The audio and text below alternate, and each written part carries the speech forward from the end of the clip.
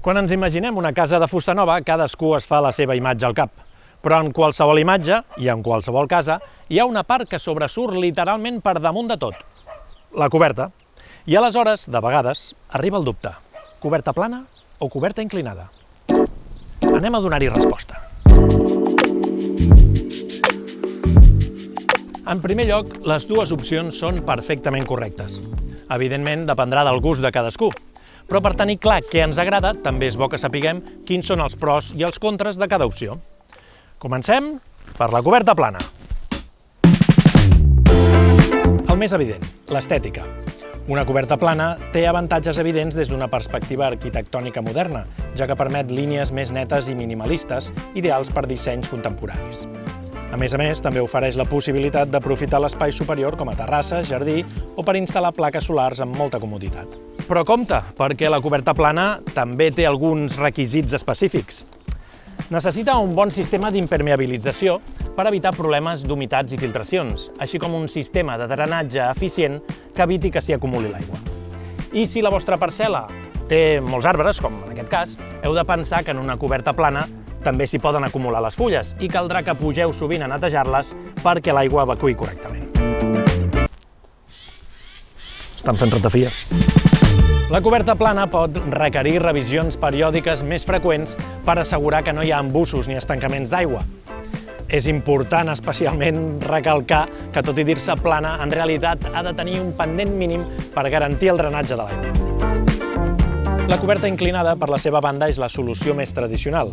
Aquesta opció té l'avantatge de facilitar el drenatge de l'aigua de pluja d'una manera natural, reduint el risc d'acumulació d'aigua i, per tant, de filtracions.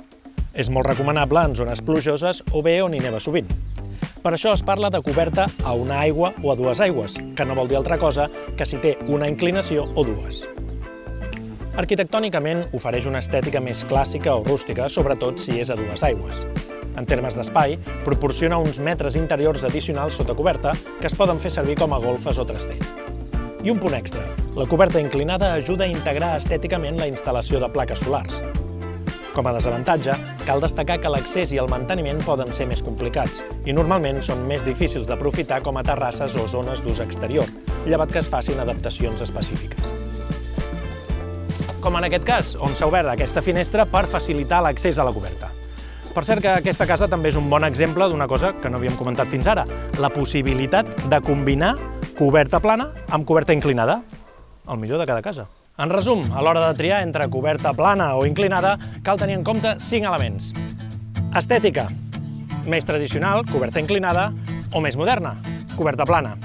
Climatologia, a més precipitació, doncs millor coberta inclinada. Ús de l'espai, una coberta plana us pot donar una terrassa, mentre que una coberta inclinada us donarà unes golfes. Manteniment, la coberta plana és més complicada de mantenir, però també més accessible, mentre que la coberta inclinada és menys exigent, però també menys accessible. I finalment, un extra que no havíem comentat fins ara, la normativa. Hi ha ajuntaments que poden tenir normatives específiques sobre el tema que us poden obligar a triar una opció o l'altra.